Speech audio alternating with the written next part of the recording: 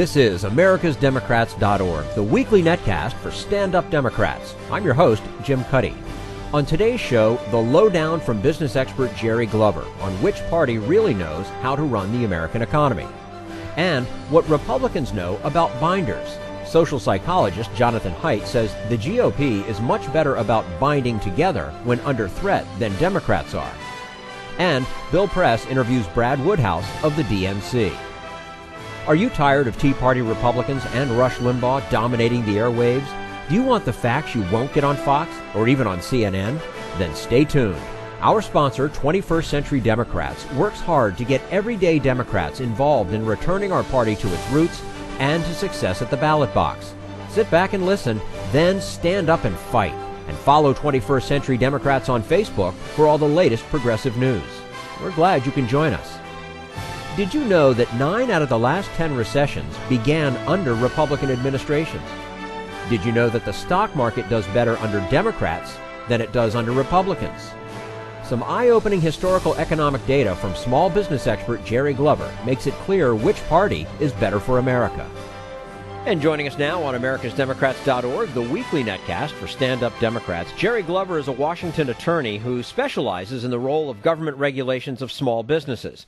Jere has served as the Small Business Administration's Chief Counsel for Advocacy, and before that was CEO of several successful technology-related businesses. He has testified before Congress over 30 times and appeared in over 100 agency proceedings, including rulemakings, adjudications, enforcement proceedings, and others. Jere is also a director of 21st Century Democrats. Jere Glover, thanks very much for joining us today on americasdemocrats.org.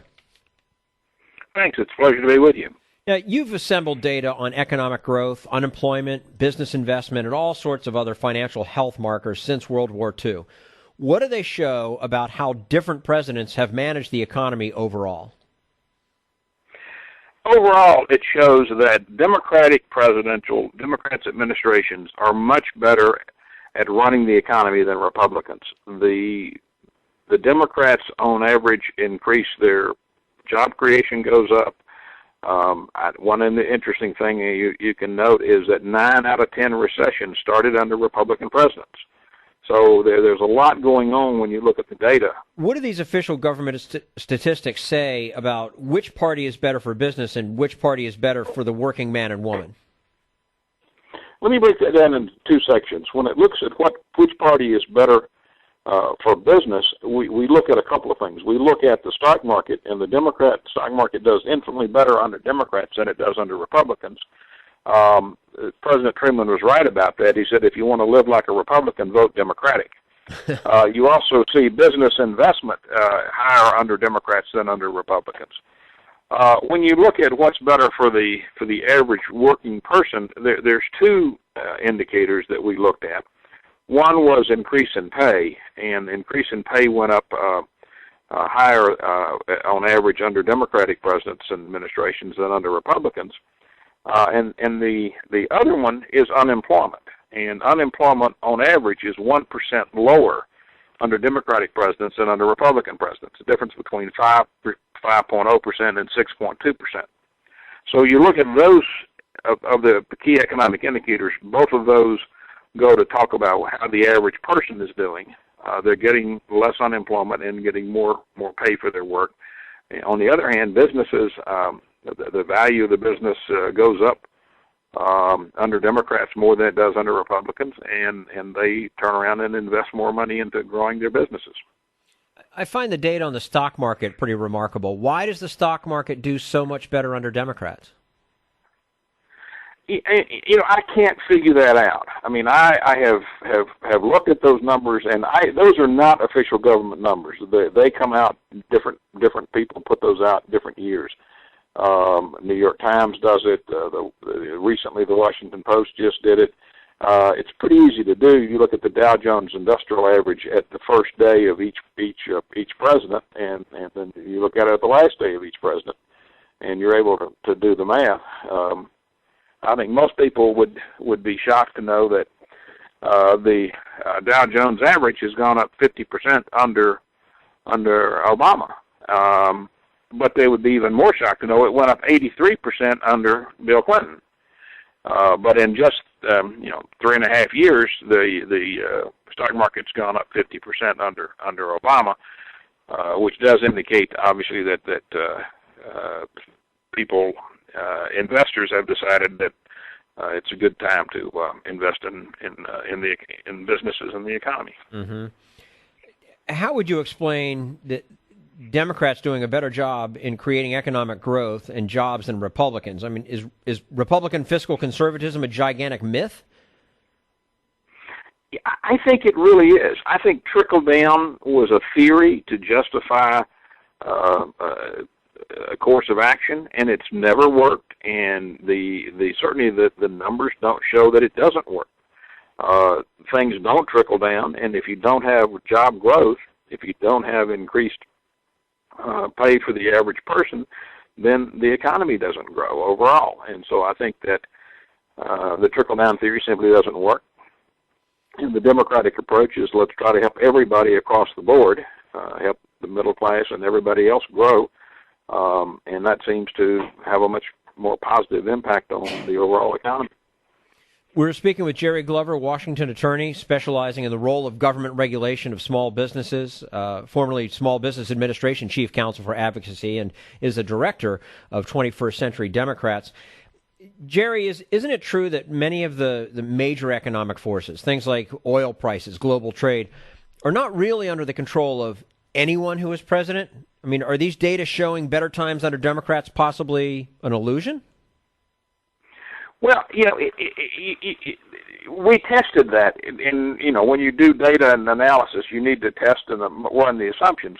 Of course, we went back 100 years, and then we picked up, under the Hoover, things were really, really bad, and they got better under Roosevelt. So we sort of dropped those years out of our analysis. But we also looked at the data from not only 1945 forward till today, we looked at it from 1961, from 1981. No matter how we looked at the data, the conclusion is exactly the same. And if it were an anomaly or a twist, it might occur in 1 year, but it wouldn't occur over this long period of time. We're looking at 65 years, many presidents, and the conclusion still comes out. So I don't see it as you cannot explain away this kind of growth on any one isolated economic factor. Mm-hmm. What was the reason for doing the study in the first place? And would a Republican economist agree with the figures that you've compiled?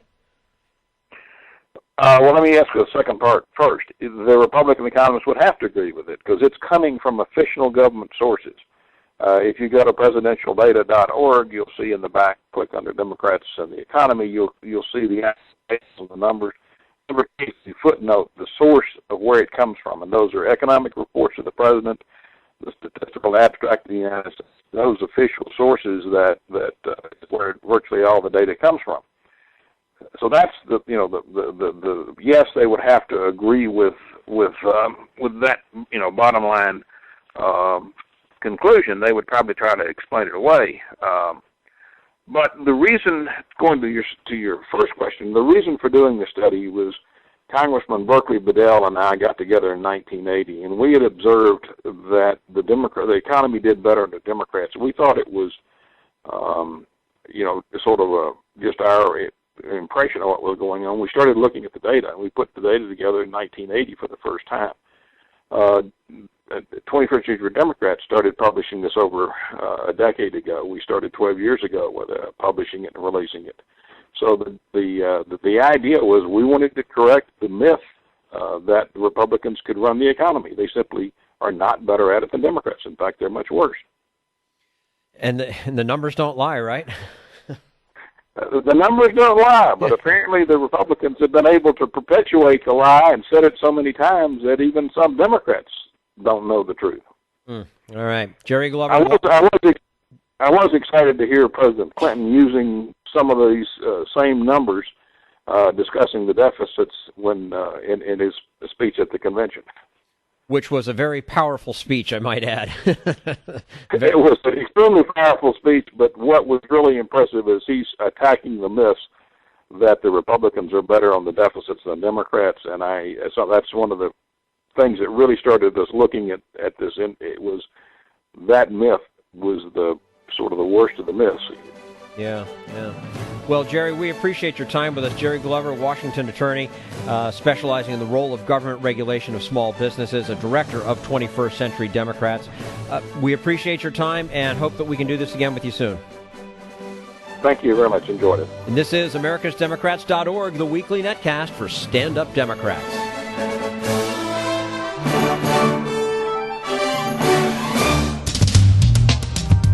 We want you to sit back and listen, but we need you to stand up and fight. Do you want to get involved and help get our party back to its roots and to success at the ballot box?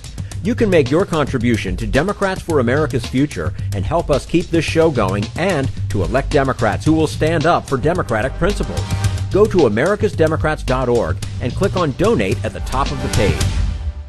This is americasdemocrats.org, the weekly netcast for Stand Up Democrats.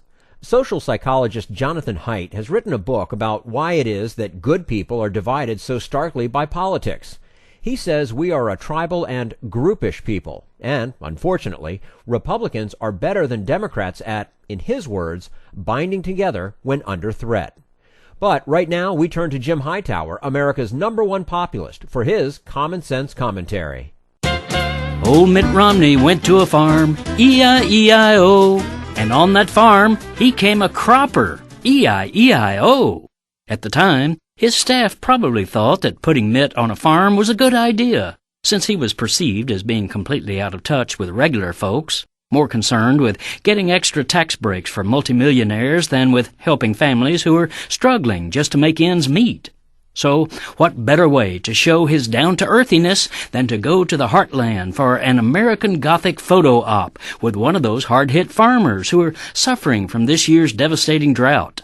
Thus, to demonstrate his oneness with America's tillers of the soil, Romney jetted away to the Iowa farm of Lamar Cothey. Well, he went to one of Cothey's farms. It turns out that even when Romney tries to get grassrootsy, he still prefers to do it with fellow millionaires. Cothey owns not one, two, or merely several farms, but 54 of them. And forget the old McDonald's image, for farming is not this guy's main business. He's a real estate developer and entertainment mogul who runs his own event center. And Cothey has something else that probably drew Romney to bond with him. A huge house with an underground garage equipped to hold multiple vehicles. It doesn't have a car elevator, as Romney's Southern California mansion does, but Cothey's garage does have its own car wash bay. And no doubt Mitt would envy Lamar's 35-foot spiral staircase that rises from the entry foyer to the main living area of his home, which is called the Spaceship House. This is Jim Hightower saying it probably strikes Romney as normal that a, quote, farmer would have 54 farms, be a millionaire real estate operator, and live in a spaceship house. E-I-E-I-O. That pretty well sums up how in touch he is with the real world of workaday Americans. Need an antidote to the progressive blues? Want some good news about how grassroots folks are rebelling against the corporate powers and winning? Well, here's an easy-to-swallow pill for you. The Hightower Lowdown. Hightower's monthly newsletter will give you the lowdown, even as it lifts you up. It's 4 pages a month, jam-packed with facts you can use, actions you can take, and Jim's own Texas humor, all for only $15 a year. To become a lowdowner, go to hightowerlowdown.org. This is americasdemocrats.org, the weekly netcast for Stand Up Democrats. Ever since Newt Gingrich took over the House of Representatives almost 20 years ago, American politics has become a knife fight, says social psychologist Jonathan Haidt. He suggests one way for Congress to get along better would be for members to move their families to Washington, which would improve social relationships. And we're joined on americasdemocrats.org, the weekly netcast for stand-up Democrats, by Jonathan Haidt, who's a social psychologist, professor of business ethics at the NYU Stern School of Business. Professor Haidt's research examines the intuitive foundations of morality and how morality varies across cultures. His latest book, The Righteous Mind. It's a summation of his entire research career and his plea for people to understand each other despite their differences. Jonathan Haidt, thank you so much for joining us today on americasdemocrats.org. Oh, my pleasure, Jim. You open your book by quoting the late Rodney King, asking, "Can we all get along?" Why is it so hard for people to get along? Is there anything people can do to help heal the divisions in our nation? Well, the first thing to note is that as a species, we human beings are actually doing a pretty good job of getting along. If you compare us to other species, we're incredibly cooperative. And while warfare has been a part of our history for tens or possibly hundreds of thousands of years, it is declining overall, and in general, we live together fairly peacefully. So let's not get out of hand here. We're not actually killing each other in this country over our political divisions. Now, as for why we can't cooperate when there are all these pressing problems, and my God, if only the Congress, our Congress could work together and compromise, we could face these things, and they can't. Well, that's just because of our basic groupishness. We are tribal creatures. We are groupish creatures. And in part, it's because of the way the game is played in Washington. There's a really good book going to come out very soon called The Parties versus the People. And it's by former Republican Congressman Mickey Edwards. So I strongly recommend that to listeners. What Edwards points out is that the way Congress is set up, it's such a winner-take-all game that if you're not in the majority, your life is hell and you have no power, and it's just terrible. So the parties, it's a zero-sum game, and they have to fight like hell to beat the other side. So Edwards is of the view, and I think he's right, that the people who go to Washington are by and large good people who are capable of compromise in other circumstances, but the game they're put into is basically a knife fight. It's a winner-take-all, fight-to-the-death game, and we as a nation suffer. The people in the two parties don't work together anymore. They used to be able to. They used to have more human connections. They used to have more friendships, but all those are gone now. You almost, I got a feeling we were going to see that happen when John Boehner and the president were out playing golf, and then all of a sudden, it all changed, and he came right back and said, "Never mind, we can't work together. We can't get, It was a very interesting situation right there, because you almost thought, "Hey, wait, we're going back to the good old days." That's right. No, that's right. I think Boehner is not crazy. Boehner is not such an extremist. He is capable of compromise. I mean, he plays hardball. He fights for his team. Mm-hmm. But Boehner himself could have made a compromise. I think that he read the political winds and realized that the rest of his party and the Tea Party forces and others would have made that very bad for him and perhaps the party. Yeah. Now, you say humans are neither selfish nor altruistic, but rather groupish. And you mentioned groupish a moment ago, which you define as the tendency of individuals to subordinate their interest to that of a larger, powerful group. Does that explain why Republicans are able to so frequently beat Democrats, even when a majority of people don't like Republican policies? Yes, that is part of the explanation. What my research team has found at yourmorals.org, where we have a whole bunch of surveys and 250,000 people have taken our surveys, is that when we ask people questions about loyalty, group loyalty, it's one of the 6 basic foundations of morality, we find a big left-right difference. So here's one of our items. It's more important to express yourself than to be a team player. And you can guess whether Democrats or Republicans tend to agree with that more strongly. Republicans and social conservatives in particular are just better at binding together, especially when under threat. Now, libertarians are part of the Republican coalition to a large extent, and libertarians are actually the worst at this. Libertarians are very, very individualistic. They're not very groupish at all. But the social conservatives are quite good at it. As Will Rogers once said, I belong to no organized political party. I am a Democrat.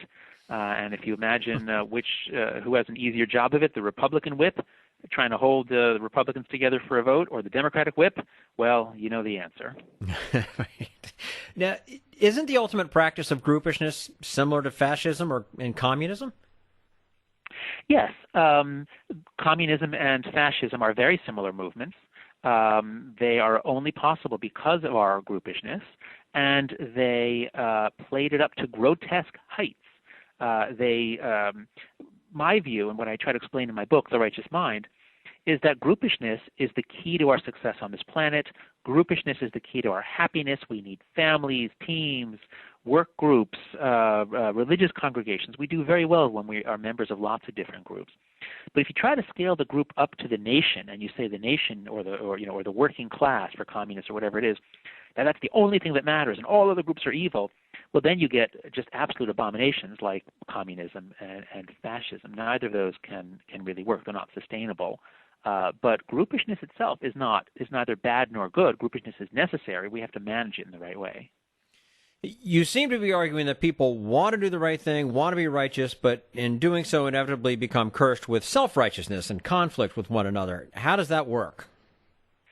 So I think the way to think about us is that we are deeply selfish. We do want what's best for us and our children, and when we're asked to trade off our own interests against strangers far away, we tend to choose ourselves, certainly. But we also care quite a lot about morality, and we also care quite a lot about our groups. And so we've got these three pressures pulling us in different directions, and depending on the incentives, depending on who's watching, depending on what people will think of us, we can go lots of different ways. Now, what I try to explain in my book is why we are so amazingly self-righteous, why we are so judgmental, and at the same time so hypocritical. It's so easy to see in Washington, these, family values are so important, and then a lot of the guys shouting most loudly about family values are having affairs. But it's not just them. This is just the design of the human mind, because the parts of our mind that do moral judgment, that think about the moral order and who has violated it, those parts are not really connected to the parts that guide our own behavior. So we're all very prone to hypocrisy, but we don't see it in ourselves. We're experts at catching it in others. We're speaking with the author of The Righteous Mind, Jonathan Haidt, also a social psychologist and professor of business ethics at NYU Stern School of Business. You're an atheist, yet you have some good things to say about religion. Why? Well, I grew up Jewish and science, interested in science, and I thought God was a very silly idea, and religions are obviously myths. And so in that sense, I was the sort of guy who should have been a new atheist, following Richard Dawkins in this day and age. But in the course of studying morality and thinking about how we became a civilized species able to live together in large groups that are not kin, that are not family, the story that I've come to from reading the work of many others is that religion did play a crucial role in that. That is, our ability to make certain things sacred and then circle around them, even if those things are myths, it does bind us together to pursue common ends. Now, in traditional societies, religion can be very much a force for war. It can bind groups together to fight with other groups. I think that may be the origin story, part of the origin story of morality. But what really changed my mind was the empirical research on the role of religion in American life today.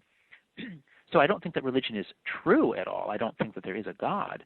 But people like Robert Putnam, the famous political scientist who wrote the book Bowling Alone, when he surveys American communities and individuals and looks who is happy, who volunteers, who donates money to charity, what he finds is that people who are members of religious congregations, in America at least, tend to be more generous, they're more public-spirited. He says quite bluntly, they're better citizens. Now, he's, I believe, a secular liberal himself, but this is what the data say. It's not true that religion is necessarily good everywhere in the world, but in America, religious groups have to compete for members. They can't be really nasty. They have to be really nice and welcoming. So I think in the United States, at least, religion is a net positive for our society, even though religion in recent years has become allied with the Republican Party. That's a fairly recent phenomena. That only began in the late 1970s. There's no necessary link between religion and conservatism. Yeah, I find this interesting. You suggest that one way out of the rancor that poisons American politics is for members of Congress to bring their families to Washington. How would it help? That's a specific idea put forward by the folks at NoLabels.org, a group that I think has a number of very good ideas. And the psychology behind it, I think, is exactly right. It is this, that we're able to play multiple games at the same time. We can compete with each other and cooperate at the same time. But the balance between those games shifts. And what happened in Congress for decades or centuries was that these people, they were men originally, these men were members of a very exclusive club, and they lived in Washington, and for much of our nation's history, they would move their families with them, for some, not all of it, but certainly in the 20th century, they generally brought their families with them to Washington. They lived there. They were neighbors. Their wives were members of the same charitable organizations. Their children went to the same schools. So they were tied by basic social relationships, and there were basic human relations between them. They couldn't be too nasty to each other. So they could compete, but at the end of the day, they could still drink together. I heard David Brooks, I was on a panel with him a month or two ago, and he said, a lot of the problem in Washington is due to the decline of bourbon. These guys used to drink together, and they don't anymore. So nowadays what happens, and Newt Gingrich bears a lot of the blame for this, when Newt Gingrich came in 1995, he told the incoming freshman Republican in that big wave, don't move your family to Washington. I will change the calendar. And they changed the legislative calendar so that nothing happens on Mondays or Fridays. It's basically sort of Tuesday afternoon through Thursday morning. So you can fly in either Monday night or Tuesday morning. So you can just spend 2 or 3 nights in Washington, and then you can fly home. And there's no need to meet anyone on the other side of the aisle. You certainly never meet their spouse or their children. And now they're strangers. They're complete strangers. They're enemies. And as I said before, they're fighting this battle for who gets to be in the majority and all the riches and wonders that come with being in the majority. So it's a nasty situation in which even good people who are sent to Congress, who often are idealistic in many ways, are corrupted or forced into this knife fight in which the needs of the nation are not addressed. Remove as much of the human side of things as possible, right? Well, that's right. We need to try to restore that as much as we can. Yeah.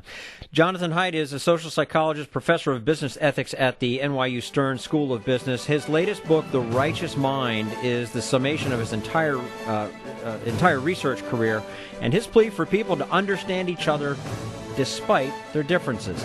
Jonathan, thank you so much for joining us today on americasdemocrats.org. My pleasure, Jim. And we look forward to having you back soon. This is americasdemocrats.org, the weekly netcast for stand-up Democrats.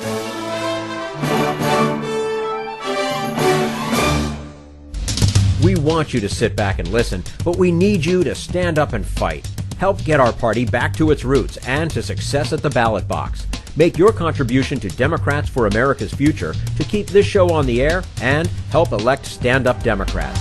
Go to americasdemocrats.org and click on Donate at the top of the page.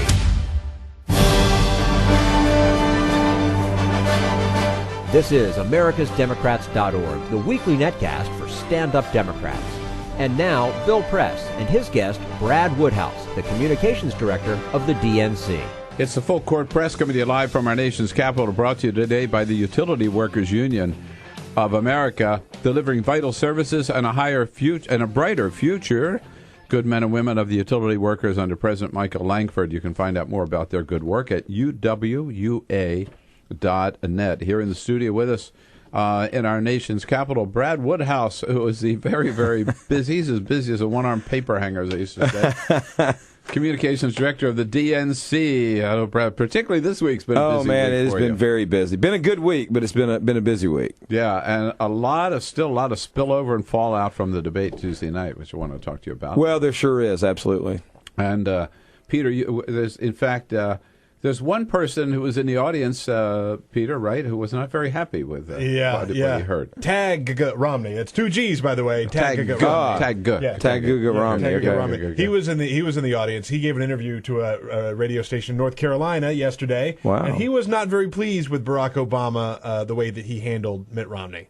What is it like for you to hear the President of the United States call your dad a liar? How do you react to that? Jump out of your seat and you want to rush down the debate stage and take a swing at him, but you can't do that. Take a swing at him. Yeah. He's talking about the President of the United States. Well, look, you can kind of understand why the Romney campaign was frustrated after the debate the other night. Look, the president never called Mitt Romney a liar. He said he wasn't telling the truth. I mean, I guess you can parse some words here, but and by the way, Mitt Romney said that about President Obama at the first debate and Tuesday night, and Tuesday night. I mean, the problem for the Romney campaign was Romney was exposed the other night. He was exposed. His tax plan was exposed. This effort to politicize this tragedy in the Middle East was exposed. I mean, that was maybe one of the most telling exchanges in the debate, not just because the president got the better of Romney and Romney didn't know what he was talking about, but that, where his eyes lit up and he thought he had the president. It was like, it was just the same poor instincts he had from the beginning. He wanted to take political advantage of a tragedy, and in the end, I don't think the American people are going to let him get away with it. I just want you to know that as a member of the White House press corps, who was in the Rose Garden on September 12th, that morning, when I got an email during this show saying that an event had been added to the president's calendar. Right. He was going out of town that day, but an event had been added in the Rose Garden so that he could make comments about what had happened in Benghazi the night before. And we went to the White House, and we were taken to the Rose Garden to hear the president make comments about Benghazi. Right. And the president was standing there alongside of the Secretary of State. Right. And mourned the loss of Chris Stevens, told about his personal respect for Chris Stevens, condemned the violence, and then said, let's one more time. These are the exact words of the president, how he ended up by expressing the resolve of all Americans when something like this happens. No acts of terror will ever shake the resolve of this great nation, alter that character, or eclipse the light of the values that we stand for. So, Brad, I want you to know, take it from me, he was talking about Benghazi. Well, of course he was. Of course he was. It was like Stephen Colbert said last night. I mean, he was being humorous, but he was like, well, how do we know he was talking about Benghazi? It was only a speech about Benghazi, after an attack in Benghazi, the day after the attack in Benghazi. It's ridiculous. And like the president said, Bill, it's offensive. And I believe in the end, the American people... Offensive for them to try to politicize it. It's offensive for them to try to politicize it. It's offensive for them to suggest that this president it doesn't recognize terrorism, is weak on terrorism. And this is the guy who made the order to get bin Laden. This is the guy who's decimated Al Qaeda, who's decimated the Taliban. I mean, they are grasping at straws to try to come at the president with respect to his record on foreign policy. And every time they do, they fail. And Mitt Romney failed miserably the other night. I thought that there's one thing the president said that you can count on. When he said, we're going to find them, we're going to identify them, we're going to find them. Mm-hmm. Yeah. Ask Osama bin Laden. That's right. He's got a record. He's got a record. He's got a record of doing that. I think the best comment from the other night, the thing that I will always remember from that debate is that moment where he said, "Please proceed, Governor." Yeah. It was like you were getting ready to walk into a pile of cow dung. Yeah. Please proceed. And he did. And he did. And he just kept going down. As Jon Stewart said, it was not unlike Wile E. Coyote and the Roadrunner. He just painted the tunnel right on the side of the mountain, and he just ran right into it. Yeah. Please keep going. Boom. That's right. Keep going. One of my favorite parts of the debate is when the president just said, "Look, the math here with your plan. Right. You want to cut $5 trillion in tax cuts, and then $2 trillion more in spending, and then another $1 trillion for the Bush tax cuts, and this doesn't add up. And if you were a businessman, you wouldn't take this sketchy deal." Yesterday, out in Ohio, the president he's had a lot of fun with that phrase. That's right. And I think after Etch-a-Sketch, this is the perfect phrase. Now let's listen to it. Here's the president yesterday. Mitt Romney's trying to sell you a sketchy deal. But we're not buying it. We know better because this is the same sketchy deal that we were sold back in the previous administration. It is amazing. Everybody says that this plan doesn't add up, and Mitt Romney says, "Well, I'm a businessman. Believe me, well, it does add up." That was the most extraordinary thing. After that exchange, where he had virtually no defense, Candy came back and said, "Well, let's just say, for the sake of argument, that the numbers don't add up. Would you still proceed with this plan?" And he didn't say, "Well, no, if they don't add up." He just said, "They do add up. Right. They certainly do. And they add up because I was in business." Well, I was struck by this exchange. In any debate, in any debate, when the debater says, "Yes, that's true because I said so." Right. It's true because I say so. Yeah. And here's one of the more extraordinary things about that, and we've plowed this ground before. He talked about, I balanced the budget at the Olympics. He got $1.3 billion from taxpayers to bail out the Olympics. I balanced budgets in business. I don't know how many deals that he went into. He decries bailouts right now as a candidate for president. I don't know how many deals at Bain Capital he took money from the government, or he ran companies into the ground. For example, the company in Kansas City, where they had to get a federal bailout just to bail out the pensions, and he left a structural deficit in Massachusetts. I mean, this is not a numbers guy. It's not somebody whose math will add up. He's misleading you. He talks about 6 studies that confirm this. There's not one study that confirms it in actuality in the specifics, and he's pointing to blog posts, op-eds. Yeah. I mean, if this is definition of study, I should get a Harvard degree. I know. But one thing you have to give him credit for, though, Brad Woodhouse, communications director Just one. at the DNC. One thing is he's got binders full of women. Binders full of women. Well, if that wasn't one of the more extraordinary things, there was just another mind-boggling episode where, he could not answer the question. He could not say what he's done for equal pay for equal work. He couldn't say that he supported the Lilly Ledbetter Act, because he doesn't. He couldn't say what legislation he would pursue to help close this gap in pay between men and women for the same job. Which is what the question was about. So he started talking about what he had done as governor in terms of hiring people in his cabinet. So first of all, just a handful of positions. But second of all, the story wasn't even true. As you pointed out, it wasn't even true. I mean, it was a ball-faced lie. There was a project in Massachusetts where MassPAC, where they went to both candidates, and they said after the election they were going to bring them resumes, because they were not going to allow governors to have the excuse of saying, well, we couldn't find any qualified women. They would say, here's a pile of qualified women. That's how he got the binders. Yeah. He wouldn't have gotten them otherwise. He didn't ask for them. He didn't ask for them. He didn't say, no, you brought me too many men. Didn't Let's ask go for find them. some women. And by the time he left the governor's office, there were fewer women in his administration than his Republican predecessor had. I mean, it was extraordinary. It's just one more. Think Progress identified, they call them myths, not lies. Right.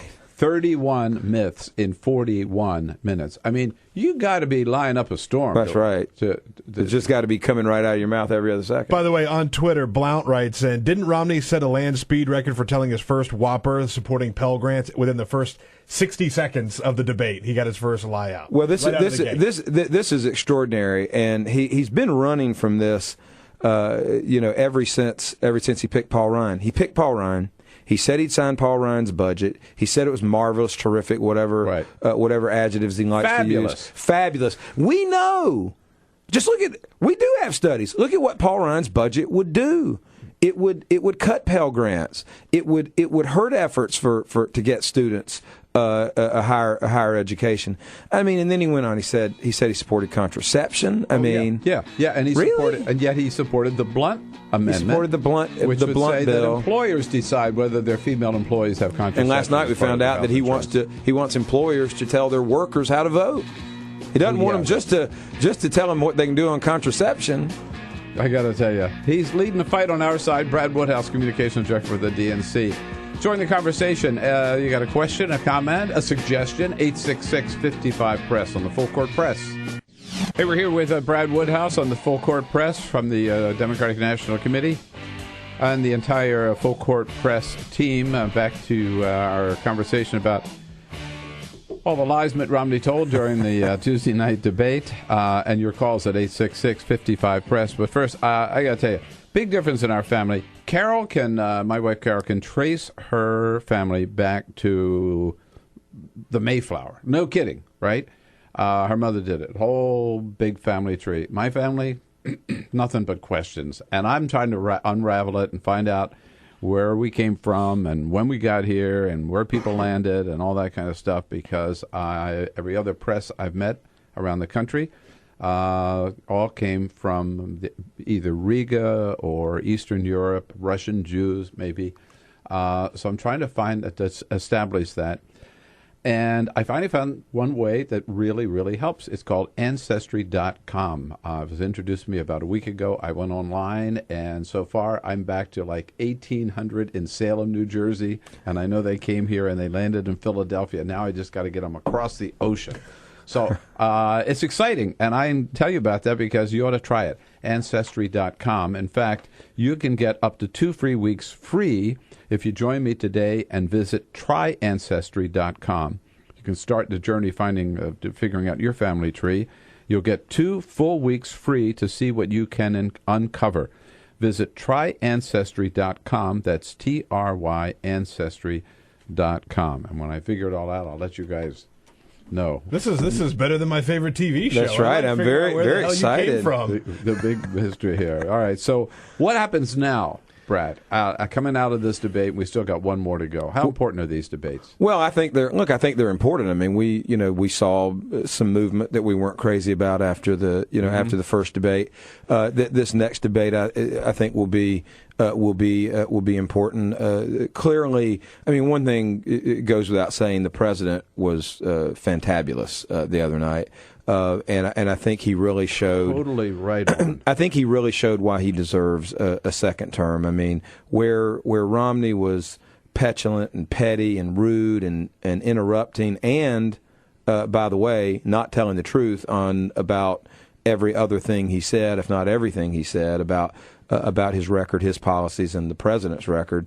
The president really was candid with the American people and said where he wants to take the country. That's why he won the debate so decisively. The next debate is important, but I'll tell you what's really important right now is the ground game. And if you look at a state like Ohio, where nearly a quarter of the voters have already voted, and of those, nearly 70% have voted for the president. So according to the polls, so the ground game is incredibly important. Look, the national polls, we can all get spun up in them. They fluctuate. There are a lot of different ones out there. They're tracking polls. They're daily polls. In the end, this is a race in the battleground states, and the president still has the advantage there. Yeah, and so it's Ohio, it's Virginia, it's Colorado, Nevada, Wisconsin, and Florida's still in play? Florida, North Carolina, Virginia. No, the other side would like to say Florida, North Carolina, Virginia. Jen Psaki got this question yesterday. Are you still playing in Florida, North Carolina, Virginia? You're like, hell yeah. I mean, we got a bus in North Carolina right now. It's heading to Florida. The president's going to be in Florida next week. The first lady was in Chapel Hill just the other day, the day before the debate.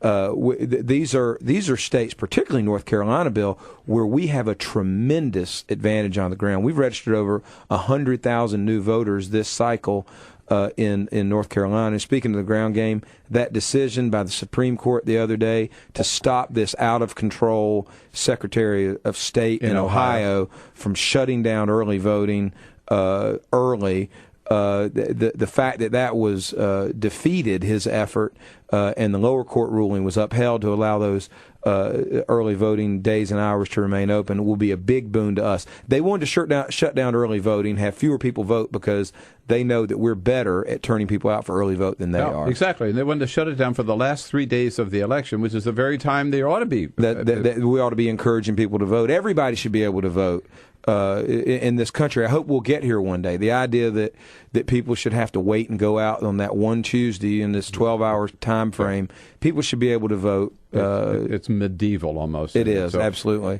Big victory there. Yeah, big victory. And Supreme Court unanimously said, no, we're not going to touch that. No, we're going to let them vote.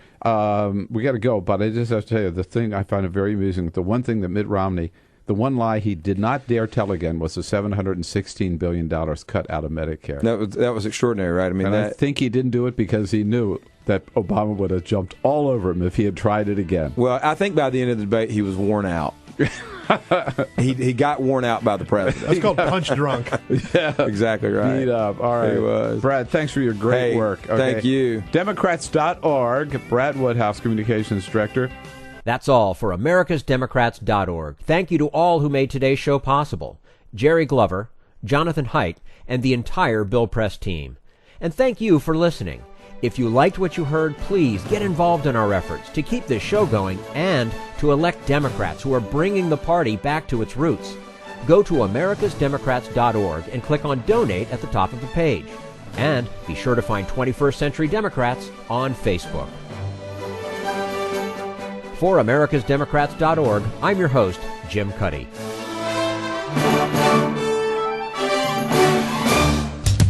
We want you to sit back and listen, but we need you to stand up and fight. Join us, support the show, and help elect Democrats who will stand up for democratic principles with your contribution today.